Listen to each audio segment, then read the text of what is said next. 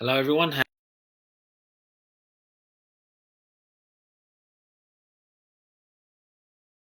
Preparation whatsoever, but I thought today, let's do it because obviously I'm doing all these amazing interviews with these amazing people that we're learning so much about, but I never really speak as much on my own anymore. So I thought, yeah, definitely need to keep the lives coming on myself as well.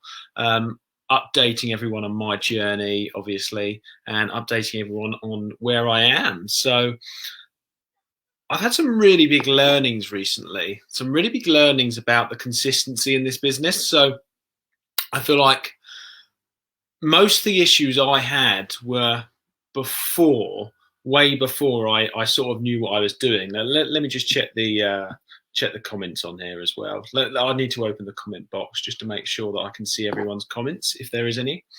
So the main issues I had in this business. Hey Lorraine, you're right. The main issues I had were months ago, when I suppose I've spoken about this in one of my YouTube videos. I suppose you get completely trapped around about 3 to 4 months into this business. I did anyway, and I'm sure a lot of others do. And you feel like you know enough. You feel like you know everything. I did, and I felt like there wasn't really much else to learn.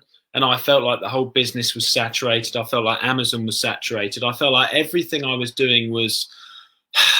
I felt like this wasn't really the business for me. But now I'm at the stage where I honestly absolutely adore this business.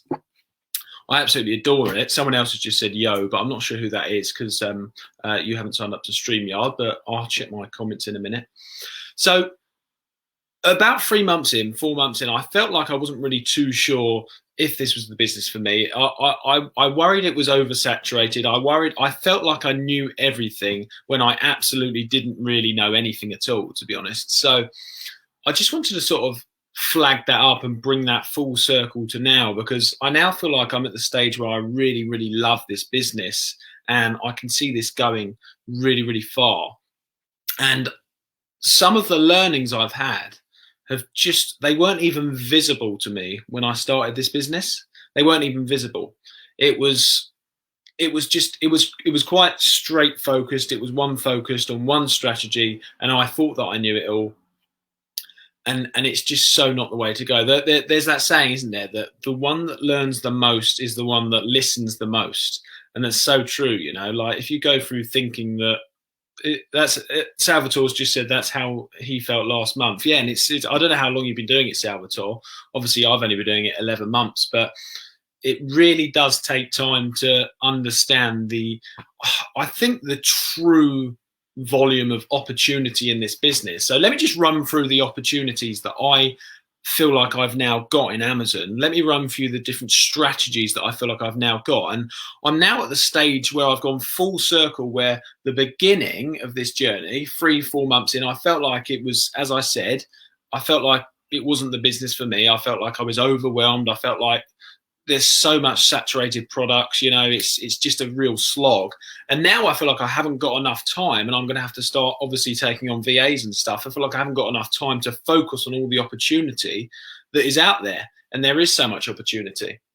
And there's a lot of negativity on Amazon saying it's always saturated and stuff. But I feel like that could be coming from, it's not only them people that have just started, but it could be coming from the people that haven't taken the time to get more educated and to get more of an understanding of this business and how and all the different concepts that are in this business. You know, I'm not an expert at all. I'm very much still a newbie, but it's not accepting that there's only one way, and it's constantly looking at different ways. That's what I've found. So these are some of the layer strategies, multiple strategies in OA that I'm implementing.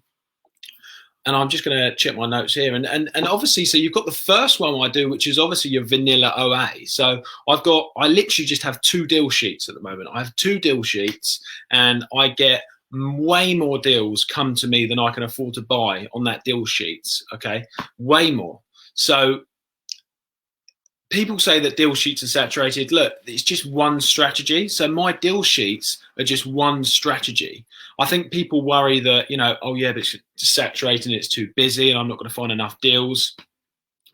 But it's too saturated. But if it's saturated, that's not necessarily a problem. It means that you need to implement another strategy. So I may hold them products for 3 or 4 months on them strategies, and then I know that the seller's going to drop off. I can check the history, check that it's all going to drop off at certain times, and then we're good to go. So the deal sheets I use are just one strategy. Obviously, there's products on there that are better than that, but generally, deal sheets, one strategy. So that's one that I do. Let's have a look. So that's my first one. So I've had to make notes here because it's hard to remember so much that I've learned. So yeah, I mean, I've got my deal sheet vanilla OA. So that's number one. Number two is just me discovering the unknown listings. And I also recently did a video about this on my YouTube channel. This isn't a ploy just to get you to go on my YouTube channel. I honestly do not care. I'm not trying to get anything from anyone, but I just did a video on my YouTube channel about this. And my second strategy that I do, and I've just been doing it before I did this live, and I've just found an amazing product, is finding these undiscovered listings that people aren't on. So I'm finding products that are 100, 200,000 BSR in toys and games, for example, and I'm purchasing them because there's only one other seller. And that one other seller, even though I feel slightly sorry for them because they've probably gone out their way to create that listing themselves, so there's no competition, I'm going to match them on the buy box most of the time. So I'm going to jump on listings that are selling 2 to 5 a month, maybe 7. There's only one other competitor, and I'm going to jump on there and match their price most likely. So yeah, that's the second strategy. It's the unknown listings. And once again, I'm thinking about employing a VA just to do that strategy because it's so powerful. So that's the second strategy I use. So number one is just the vanilla OA off the deal sheets. A deal sheet, the way I look at a deal sheet is just one strategy. So don't get too bogged down by the deal sheets. That's what I don't. The second one is the undiscovered listings and finding the listings that are selling very little, but they're very consistent in price and there's hardly any competition. Number three, I do higher priced items. So once again, all this is just me being consistent and learning the different things as I go along. Give me another year and I'll be doing probably this along with many other things. I've got many other plans, but this just shows you, that's why I tagged this title as consistency. It just shows you that consistency is just uncovering all of this stuff. And I just thought I'd share it on my journey. So number one is vanilla OA. Number two is the undiscovered listings. And number three is when I focus on the higher priced items, once again, that are slightly undiscovered listings. So I will do electrical items that are kettles, toasters, that sort of stuff that's a higher price margin. And the beauty of these is that I invest maybe 30, 40 pounds into a kettle, and I'm testing it on a listing that's only selling 3 to 5 a month with, once again, probably only one other seller. They're usually only FBM. So I've got it, it's gold dust because you can almost match FBM, put yourself £5 more. I almost match them. The items are reasonably heavy, but they're fine. I can stick 2 in a box and put loads of smaller items around it from the prep center, so that's fine. And you've got a win-win there because it's definitely going to sell if you've done your due diligence right, check the price that it's consistently selling at. So many people aren't willing to touch these items because they're heavier, because there's risk of returns, because there's all these different things. But I've been selling them for a while and I've been testing them for a while, and I've made some of my biggest profit from electrical items, from these items that are slightly larger, slightly heavier, because people aren't willing to do that. So that's number three, okay? Number three is the sort of higher priced items that are heavier items. Number four is just the volume. So I have some items, my best selling item, now I've got a prep center, I'm making about 89p on it. And that sounds funny, but I sell 20 a day ish. And not only do I sell 20 a day, I'm now just about to, I've just managed to get myself a brand deal with that item. So I'm going to be able to possibly bring the price down to sell more, but hopefully not. Hopefully I'll keep it as it is. And I've brought the purchase price down. So I'm now going to be making even more profit, significantly more. So number four, is just the lower BSR items that are selling much higher volume, and I'll just make maybe sometimes just £1, £1.50, but they seem to be my regular incomes that make me really good money. And I know Luke Dugan does this as one of his main focus of a strategy. I did do that, but personally I opted to put different layers on top, and I'm not saying he doesn't have other layers, but personally it wasn't for me to go all in on the really, really fast selling low profit items. But at the same time, they're definitely still one of my strategies and one of my best selling items. So yeah, that's number 4. That is fast selling low profit items. And number 5, which I haven't done yet, some amazing training with Nat yesterday in ESA, was talking about adding my own listings. Actually, sorry, I've done it once and they sold straight away, and I'm not sure why that wasn't a light bulb moment. But number 5 is to add and create my own listings. So whether they're bundles when I need to get my own barcode, or whether they're just single items that aren't yet on Amazon, or something like that, or bundling a couple of products together that are that you can see go in conjunction with together and no one else has done before.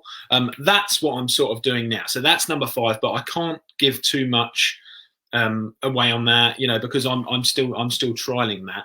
And then on top of this, I've got obviously unique bundles, I've got brand deals I want to focus on next year, I've got wholesale I want to focus on next year. And as I stay consistent with this business, like I have already, like the stuff I've just realized that I didn't realize to start with, I'm going to start uncovering so many more ways and so many different ways that I can do these things, that it's just going to open up more opportunities. So to revert this back to the title, it's just consistency has allowed me to understand these different ways, to understand all these multiple opportunities that are in Amazon. And I think that the people that are constantly moaning about it are the ones that aren't putting in the work and the hours and hours of education and investment into myself, and my time investment into learning about these different strategies, staying consistent and actually just doing it. I'm just going to check the comments here. Someone just said, are you related to Harley Davidson? It's no, I'm certainly not. Let's just check the comments there. Yeah, Lorraine says, hey. Alex says, yo. Salvatore, interesting. That's how I felt last month. Yeah, so I don't think there's probably not a time that people feel this. It depends on how many hours I suppose you put in. I know I've put minimum 50 hours a week since I started this business. So, Erkin says it's all about mindset at the end of the day. Yeah, absolutely. Salvatore, very part-time since March. Sheer determination and the fact I like learning new things kept me going. Yeah, absolutely. Erkin says, I think these Facebook groups are great for learning from people who are already doing great. Luke says, the people that slag off the business models are the ones that don't want to put the work in, that's for sure. Rome wasn't built in a day. The growth and new things I'm learning every day is what keeps me going. Absolutely. That's such an amazing thing to say. Erkin, are you related to Harley Davidson by any chance? No, but I was almost called Harley as a kid. My mum told me that she almost called me. My sister might be watching this, Lauren Davidson in the group.